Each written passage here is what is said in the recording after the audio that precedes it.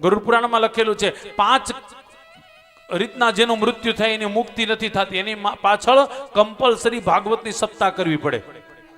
5 મૃત્યુમાં સૌથી પહેલા અગ્નિમાં બળીને કોઈ માણસ મૃત્યુ થયું હોય એની મુક્તિ થતી નથી, એની પાછળ કમ્પલસરી ભાગવતની સપ્તાહ કરવી જ પડે. બીજું, કોઈ વ્યક્તિ ઝેર પીને મૃત્યુ પામ્યો હોય, સાંભળજો બાપા, જે કોઈ વ્યક્તિ ઝેર પીને મૃત્યુ પામ્યો એની પાછળ ભાગવતની કથા બેસાડવી પડે. ત્રીજું, કોઈ એવો વ્યક્તિ હોય કે જેની પાછળ સંતાન ન હોય એની પાછળ અવશ્ય ને અવશ્ય એની દીકરી, એના વડીલો, એના સંબંધીઓ એને ભાગવતની કથા બેસાડવી જોઈએ. ચોથું, જેની પાસે શ્રાદ્ધાદિ કર્મ ન થયું હોય એની પાછળ ભાગવત કથા બેસાડવી જોઈએ. શ્રાદ્ધાદિ કર્મ ખબર ને, શ્રાદ્ધાદિ.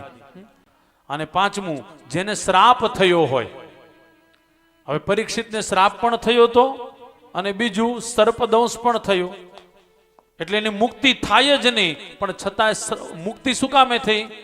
તો કે અંત સમયે ભાગવતની કથા સાંભળી એટલા માટે.